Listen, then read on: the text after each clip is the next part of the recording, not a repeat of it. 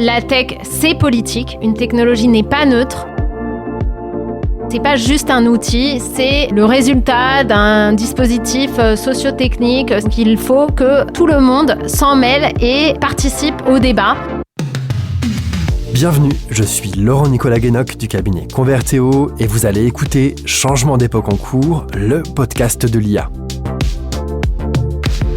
Aujourd'hui, on laisse le monde de l'entreprise de côté, cap sur le secteur public. Fermez les yeux, imaginez des démarches administratives simplifiées, voire anticipées, des services publics disponibles encore plus fréquemment, avec des réponses personnalisées, instantanées, des fonctionnaires libérés de tâches répétitives avec plus de temps pour l'humain au guichet, pour le soin à l'hôpital, pour l'apprentissage à l'école. L'IA est-elle la clé pour réinventer le fonctionnement des services publics, les rendre plus efficaces, voire moins coûteux? Après la vague de dématérialisation qui a déjà profondément modifié notre accès aux services de l'État et des collectivités, l'IA ouvre la porte à une transformation d'une toute autre ampleur. Mais comment peut-elle s'intégrer concrètement dans nos administrations? Quels sont les gains réels et attendus pour le citoyen, mais aussi pour les agents publics eux-mêmes? Quels sont les obstacles, les freins culturels, technologiques, éthiques, budgétaires, la souveraineté des données? Pour comprendre tout ça, j'ai l'immense plaisir de recevoir aujourd'hui Laure Lucchesi. Bonjour Laure. Bonjour. Laure, vous avez été pendant 7 ans directrice d'Etalab, le service rattaché au Premier ministre, au cœur de la transformation numérique de l'État. Vous êtes aujourd'hui entrepreneur, vous enseignez notamment à Sciences Po et Télécom Paris. Votre expérience et votre regard sont donc particulièrement précieux. Merci d'être dans Changement d'époque en cours. Laure, juste avant de parler d'IA, j'aimerais qu'on comprenne un petit peu qui fait quoi dans l'État quand il s'agit de décider de mettre de la technologie dans les services publics. Vous avez été à la tête d'Etalab. Commençons par là. Qu'est-ce que c'est Etalab ? Alors, Etalab, c'est un département de la direction interministérielle du numérique. Donc, la direction interministérielle du numérique, c'est une sorte de DSI groupe, on pourrait dire, si on fait le parallèle avec l'entreprise, en charge aussi de l'innovation, donc en transverse. Donc, elle a un rôle interministériel, c'est-à-dire qu'elle a à la fois un rôle d'autorité, elle applique les directives du Premier ministre et du ministère aussi chargé de la transformation et de la fonction publique. Donc, elle donne une orientation, elle met à disposition aussi des outils qui sont communs, qui peuvent être utilisés par tous les ministères, toutes les administrations ou des plateformes. Je donnerai des exemples juste après. Et puis, elle accompagne aussi chaque ministère dans justement sa démarche de transformation. Donc, elle a vraiment un rôle transversal. Et à l'intérieur donc de cette direction interministérielle du numérique, la DINUM pour les intimes, c'est ça ? Absolument, bravo. On a ce service Etalab qui historiquement a été créé en 2012 sur le seul sujet de l'open data. Donc, sa seule mission, à l'époque, c'était d'ouvrir, de partager, de rendre accessible à toutes et tous les données qui étaient produites par les systèmes d'information de l'État. Donc, pas des données à caractère personnel, évidemment, pas des données confidentielles protégées par des secrets, mais toutes les données qui pouvaient être réutilisées par d'autres. Donc, ça, c'était la mission historique d'Etalab. Et petit à petit, on s'est aperçu que ce sujet de la data, il allait bien au-delà de la seule diffusion des données publiques et que, par exemple, il y avait un sujet autour de l'échange ou du partage de données entre administrations.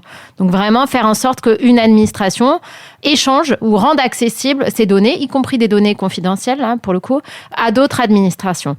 Ça, c'est ce qu'on a appelé le partage de données. Donc, vraiment entre acteurs habilités à en connaître. C'est-à-dire que si une administration, dans le cadre de ses missions, doit collecter certaines données, par exemple le revenu fiscal de référence, au lieu de redemander ces informations à l'usager, elle va chercher cette donnée à la Direction générale des finances publiques qui a cette donnée source. Ça, c'est vraiment au cœur aussi de toute la simplification des démarches administratives. Donc, faire en sorte que, justement, au lieu de refournir plusieurs fois des preuves, des justificatifs, on inverse la charge finalement et c'est aux administrations de se partager ces données-là. Ça, c'est vraiment très important. Donc, c'est le deuxième volet de la politique de la donnée qu'on a mise en place. Et le troisième volet, c'est faire en sorte que justement les administrations, elles aussi, apprennent à se servir des données, elles les traitent et elles mettent en place donc de l'apprentissage automatique et ce qu'on a appelé plus largement à partir de 2018 de l'intelligence artificielle.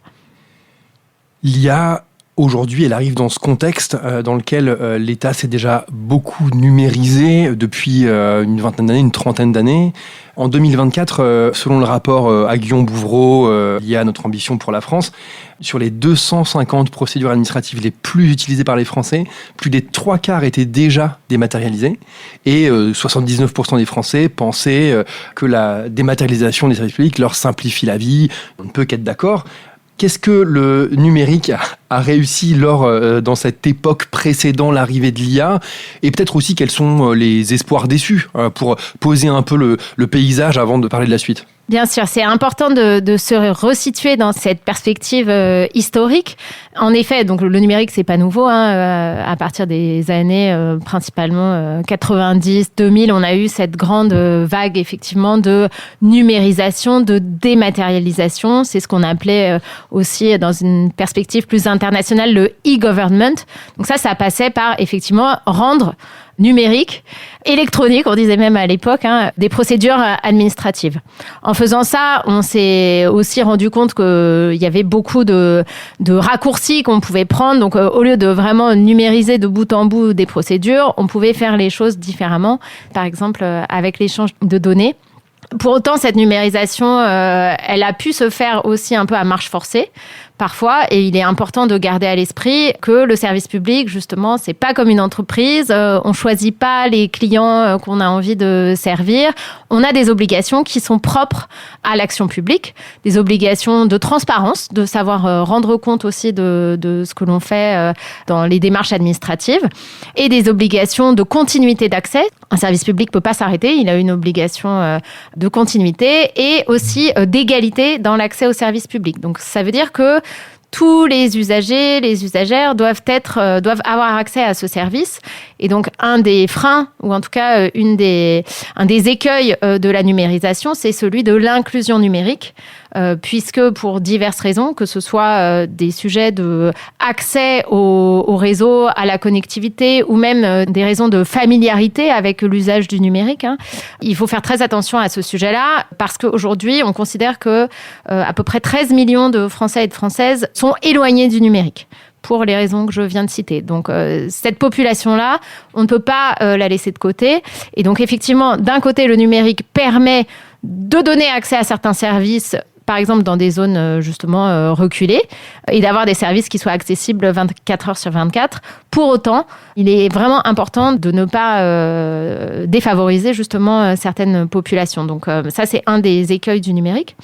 L'intelligence artificielle est arrivée par-dessus ça, donc en s'inscrivant effectivement dans tout ce qui a été fait autour de l'ouverture, du partage, de la diffusion des données, mais en changeant quand même aussi la donne, et notamment depuis l'arrivée sur le marché et auprès du grand public de l'intelligence artificielle dite générative, qui est arrivée sur le devant de la scène avec l'arrivée de ChatGPT en novembre 2022, et qui là donne aussi des possibilités inédites dans ce que peut offrir le service public. Alors, juste avant de rentrer dans cette nouvelle ère, une question sur le sujet de l'open data. Ça a été un mouvement qui a été assez important, on en a parlé. Comment tout ce travail des 15-20 dernières années nous permet peut-être d'être en meilleure position, nous permet aux administrations aujourd'hui peut-être de tirer meilleur profit, meilleur bénéfice de l'IA, parce que le raccourci dans le raisonnement, dans le débat, est celui qui dit pas de data, pas d'IA. Est-ce que l'État a la bonne data aujourd'hui pour affronter cette vague technologique ? Alors tout à fait, on a beaucoup appris dans le bon sens et dans le mauvais sens de cette expérience dans le numérique d'État depuis quelques dizaines d'années. Le sujet de l'open data, il a vraiment été intéressant, il nous a appris plusieurs choses, en tout cas de mon point de vue. Le premier, c'est que la data et le numérique, ça doit rester aussi un moyen de médiation. Ce que l'on a fait avec l'open data, c'était vraiment, ça s'inscrivait dans une démarche dans laquelle, à partir du moment où on mettait à disposition de réutilisateurs, des startups, des entreprises, des associations, des journalistes, des données, l'administration s'ouvrait aussi au dialogue, puisque en partageant ces données, on envoyait justement la qualité, les erreurs que pouvaient contenir ces données. C'est juste le résultat de systèmes d'information qui les produisent, ces données, donc elles ne sont pas toujours de qualité suffisante pour en faire des services derrière. C'est normal, c'est naturel presque, si je puis dire. Et justement, c'est l'occasion de dialoguer justement avec les parties prenantes extérieures à l'administration ou même internes d'ailleurs, parce que entre administrations, c'était aussi une source de dialogue pour justement discuter de la qualité de ces données, de comment on les améliorait, de quels étaient les usages possibles, les innovations qu'elles permettaient. Et ça a été très important pour nous dans la démarche d'Open Data parce que la technologie, c'est pas juste un outil, ça doit s'inscrire dans un contexte de dialogue et de gouvernance partagée sur justement les choix que l'on fait, la façon dont cette technologie est mise en œuvre. Et donc ça, c'était un aspect vraiment important de cette démarche d'Open Data. Ça a permis aux administrations de s'engager dans ce dialogue avec les parties prenantes. Et ça, je pense que c'est extrêmement important de le garder en tête aujourd'hui, où particulièrement justement avec l'IA générative, on peut être tenté de prendre des raccourcis, de tout automatiser. Or, il est important d'impliquer aussi les différentes parties prenantes concernées, que ce soit les agents, les usagers, les autres administrations, les prestataires ou les partenaires privés, et de dialoguer, d'avoir vraiment cette concertation sur ce que l'on fait avec la technologie et la façon dont elle est mise en œuvre. Rentrons maintenant un petit peu dans le vif du sujet. L'État, comme d'ailleurs les entreprises privées, fait de l'IA depuis longtemps. On n'a pas attendu ChatGPT pour faire de l'IA. Il y avait tout un tas de technologies qui étaient déjà en passe d'être déployées, justement, notamment sur le travail des données, les algorithmes, on va dire, de génération précédente, de machine learning notamment. Quels étaient les domaines d'application principaux? Et puis, aujourd'hui, la question un peu centrale de notre sujet, avec l'IA générative, quelles portes sont ouvertes? Vers quel type d'application on se dirige? Alors effectivement, nous, à Etalab et à la direction interministérielle du numérique, on a traité de ce sujet de la data et de l'intelligence artificielle depuis 2014, donc ça fait un petit moment. Et d'ailleurs, en 2014, on a créé...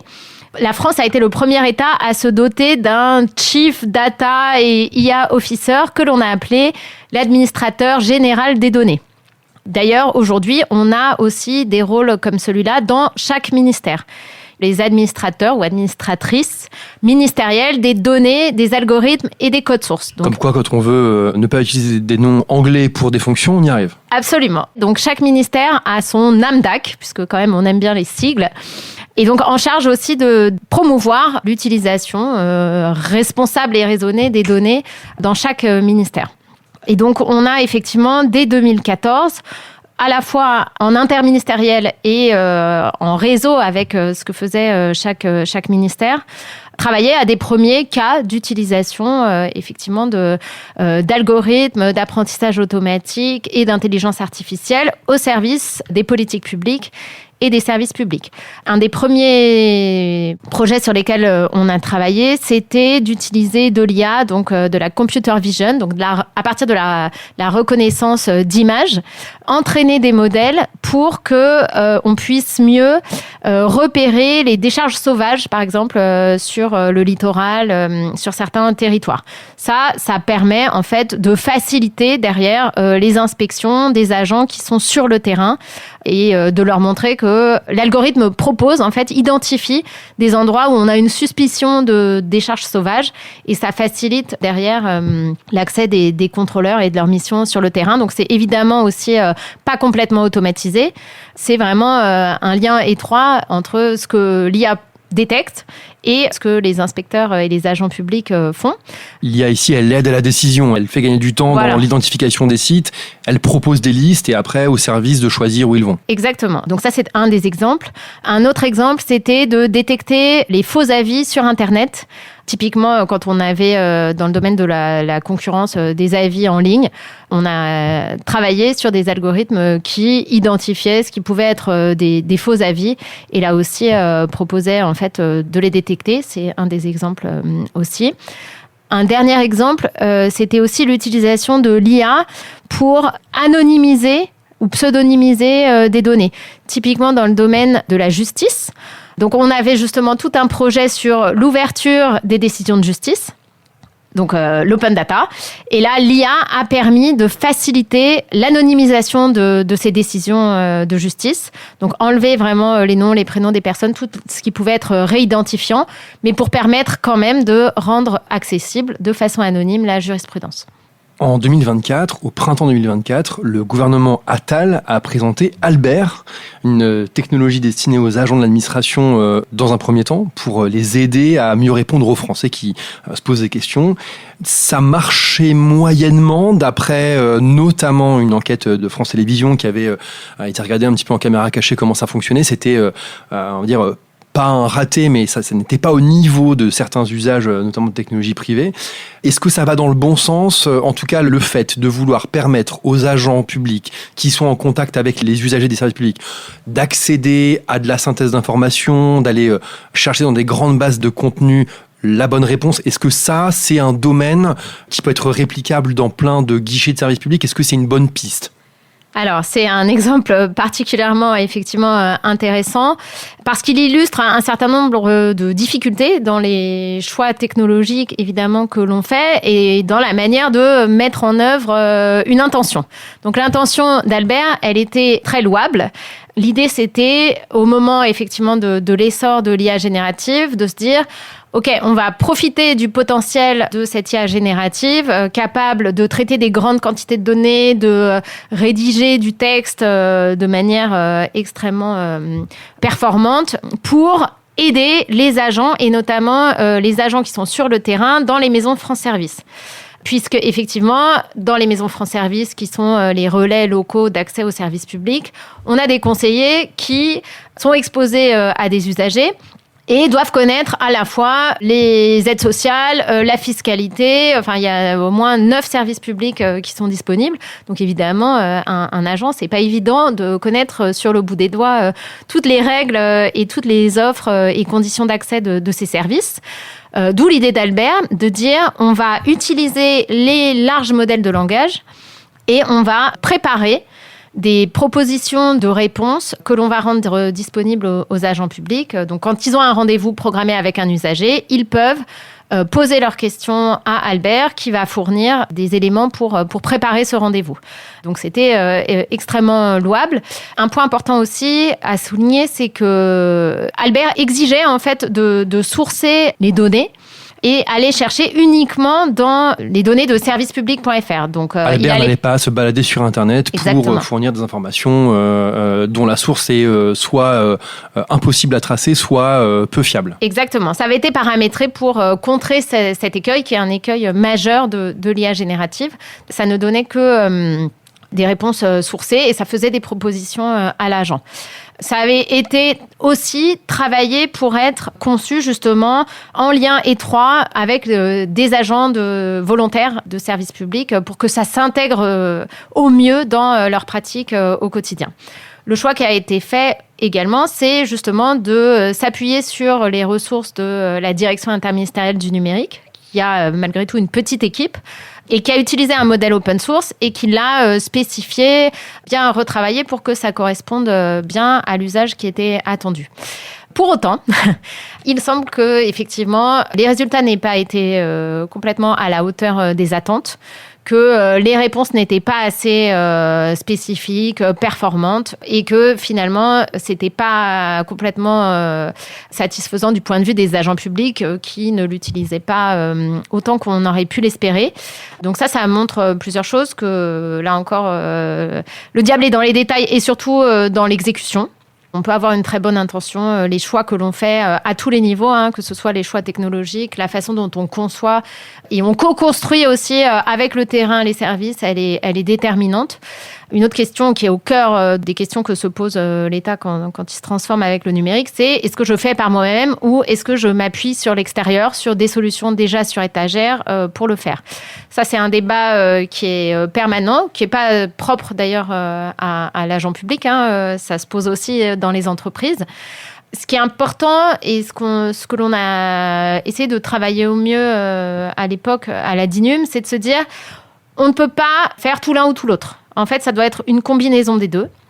Si l'administration n'a pas en interne les talents, les compétences pour savoir de quoi elle parle, soulever le capot et faire un petit peu par elle-même, elle ne pourra pas bien acheter.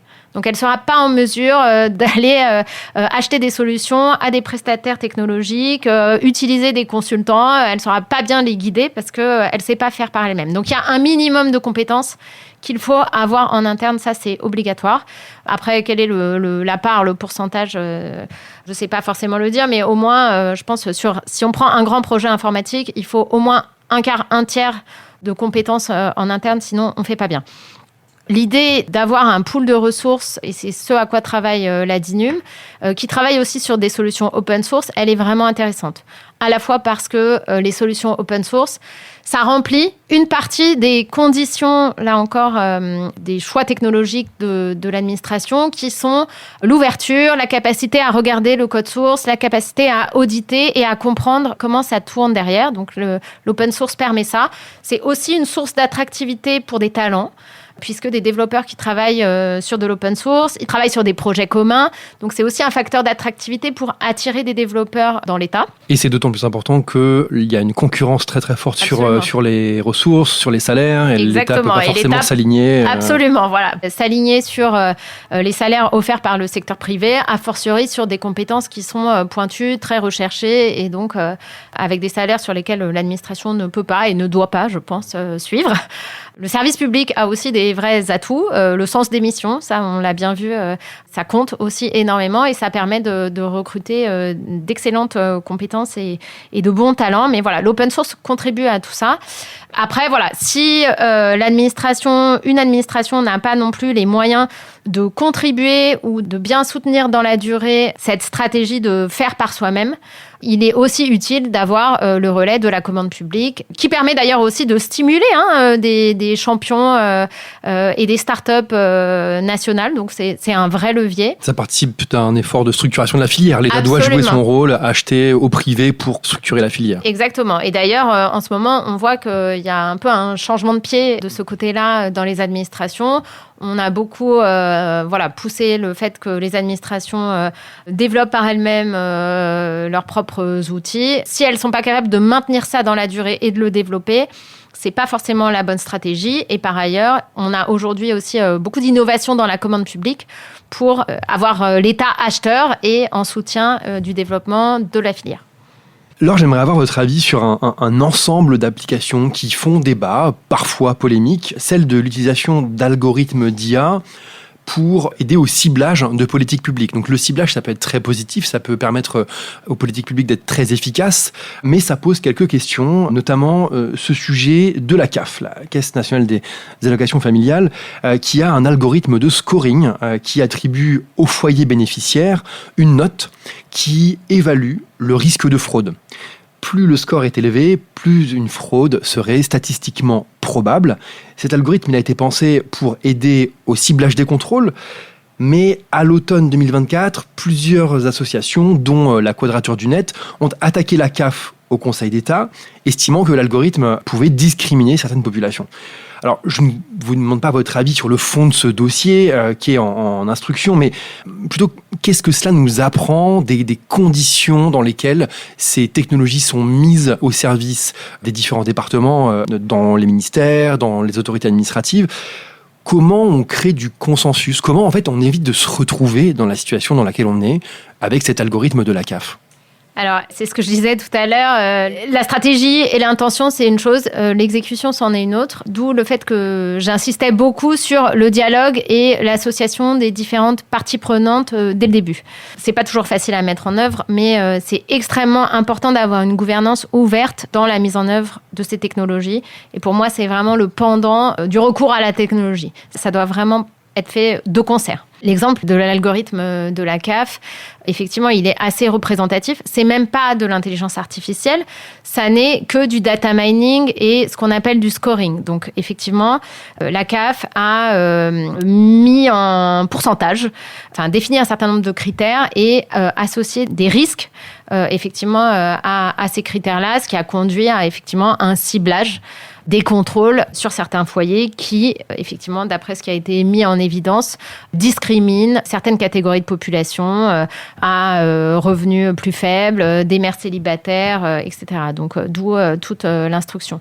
Ce que cela dit, a fortiori dans le domaine social, il faut vraiment s'interroger, là encore, dès la conception des algorithmes sur les finalités et les utilisations possibles. Il y a tout un débat dans le cas de la CAF sur est-ce que ça a été fait pour cibler et détecter la fraude ou au contraire aider les usagers à mieux revendiquer leurs droits. Et donc voilà, c'est l'intention derrière, elle est extrêmement déterminante. Dans les intentions, on peut présupposer qu'il y a une volonté de faire des économies. C'est un débat qui se pose d'ailleurs uniformément dans le privé et dans le public. Il est avéré que l'IA permet de faire des gains de productivité, d'aller beaucoup plus vite sur certaines tâches. Pourquoi ce ne serait pas le cas dans des tâches exécutées par des fonctionnaires ? On connaît la situation des finances publiques en France. Il pourrait y avoir une tentation, une intention de déployer l'IA pour réduire les coûts, pour supprimer des postes.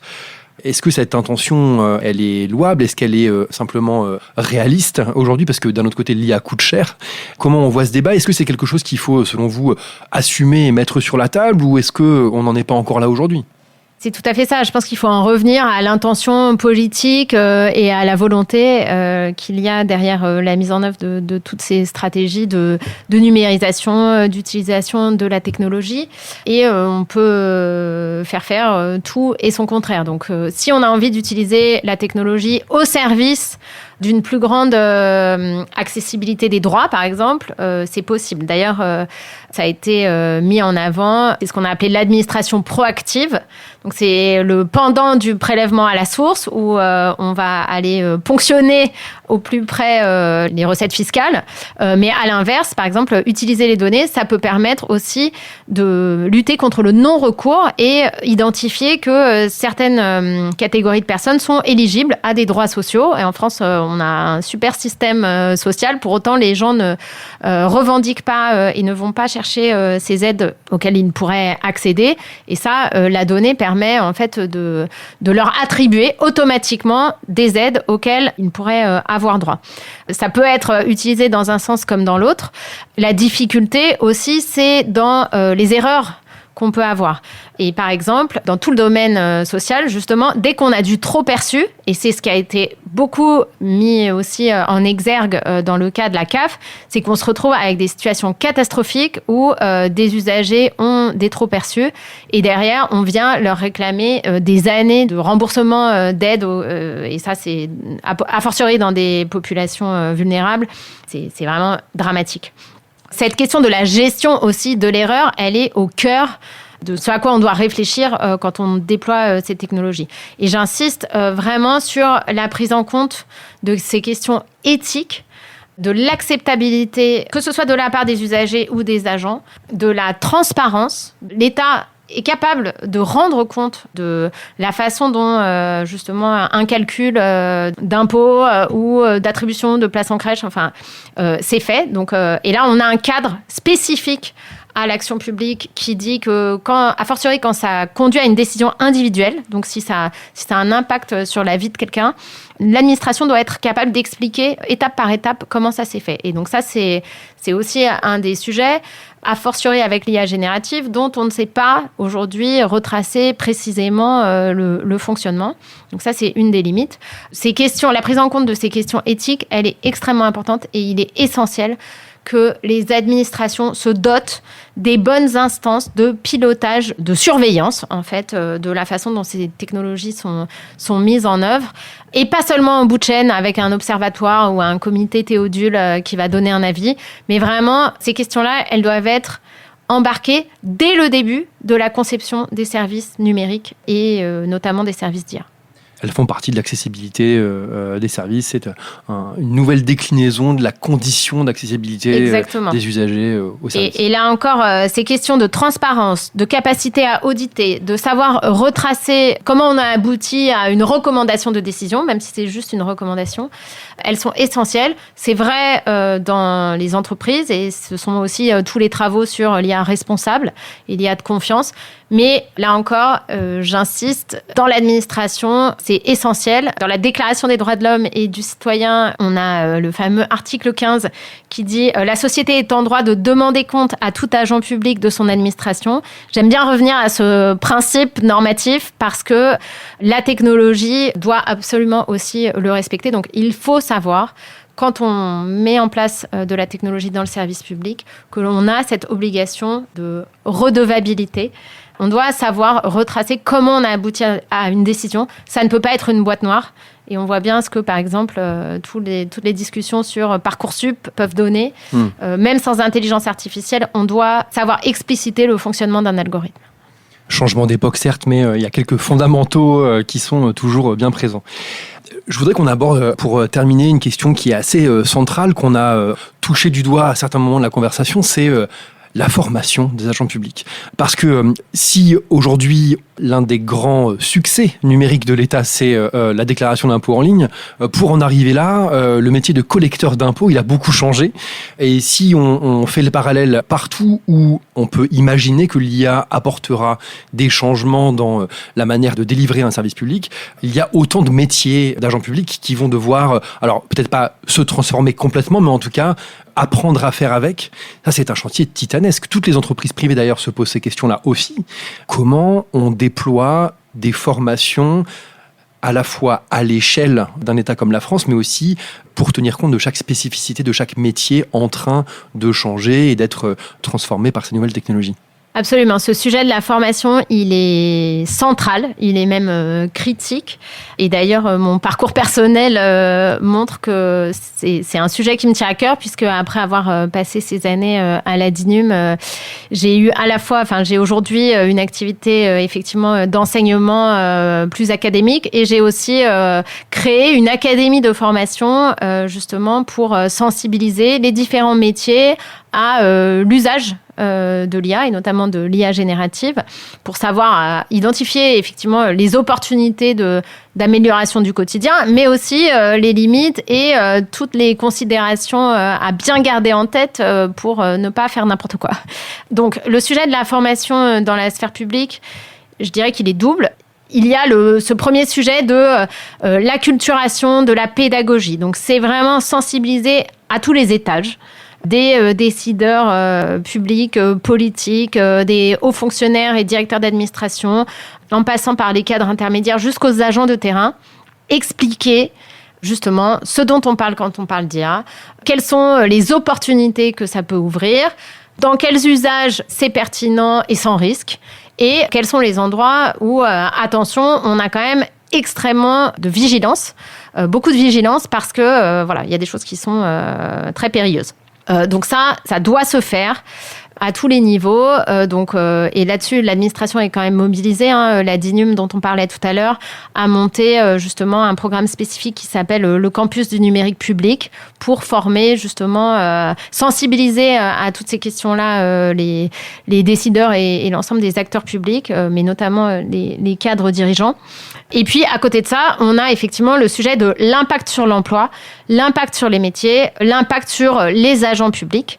Et là également, évidemment qu'on va avoir des impacts majeurs sur certains services, a fortiori quand on a des emplois de bureau qui vont être très, très impactés par l'IA générative, tout le rédactionnel, la synthèse de documents.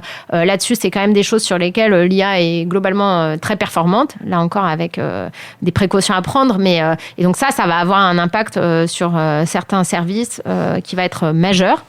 Donc, que fait-on effectivement de ces agents-là ? Est-ce qu'on supprime des postes ? Et ça peut être une intention politique, il faut être clair là-dessus. Réduire les effectifs dans la fonction publique. L'IA peut être utilisée aussi pour ça, en tout cas déployée avec cette finalité. Mais comment aussi, justement, où est-ce qu'on redéploie les efforts ? Le politique dira vers le lien humain, vers l'accompagnement des usagers. Certes, là aussi, l'intention est bonne, mais à voir comment ça se traduit dans la réalité. Et ce qu'il va falloir effectivement accompagner, ce sont les mobilités, la transformation des compétences et quels vont être aussi les savoirs, les expertises nécessaires à préserver puisque là aussi on commence à le voir, l'IA générative, quand on est déjà expert dans son métier, ça augmente, ça rend plus performant, globalement ça se passe bien. En revanche, les plus jeunes générations qui n'ont pas acquis ces compétences de base peuvent être tentées de prendre des raccourcis, et là on peut avoir quand même des choses assez dangereuses. Typiquement dans le domaine technologique, sur la production de code informatique, on voit bien que des limites sont atteintes assez vite. Tout ça pour dire qu'il y a une énorme réflexion à conduire et bien sûr une action à déployer sur préparer cette transition de la fonction publique à l'heure de l'IA, et notamment de l'IA générative. On sent qu'on est au seuil de voir le sujet passer d'une discussion de domaine d'application, de cas d'usage, à, au fond, une question politique. L'IA, à quoi ça sert ? Ça va coûter de l'argent, donc il y a une question d'emploi public, donc c'est une question qui va devenir politique. Structurer la filière, décider de déployer l'IA plutôt dans tel service plutôt que dans tel autre. En fait, c'est un déplacement sur le thème de l'IA, de questions politiques. Qu'est-ce qu'on veut faire de la technologie ? À quelle finalité ? À ce titre, est-ce qu'il faut donner davantage de place à ce débat-là ? Selon vous, comment faire progresser la société et le débat ? Je l'appelle de mes vœux depuis des années. La tech, c'est politique. Une technologie n'est pas neutre.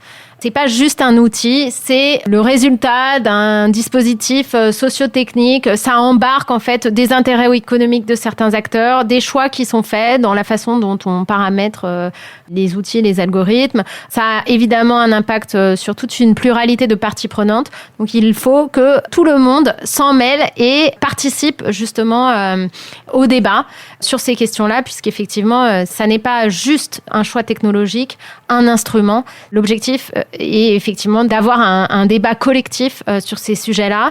À ce titre, justement, depuis 2 ans, on a fait un énorme saut quand même dans l'arrivée de ces questions-là dans le débat public, et je m'en réjouis. Il faut juste que le débat soit bien posé. Là aussi, on voit que ça peut très vite se polariser ou aller dans des discussions tragiques, extrêmement effrayantes, alors qu'en fait, et on l'a vu sur l'exemple de la CAF, les sujets ils se posent vraiment à toutes les étapes de conception et de mise en œuvre de la technologie. Donc, les grands scénarios tragiques, ça peut avoir son intérêt, mais il faut vraiment regarder dans le détail et s'y pencher. Je salue aussi la multiplication des dispositifs de participation citoyenne, d'instances, de dialogue autour de ces questions-là. Donc, on a des conventions citoyennes qui se mettent en place.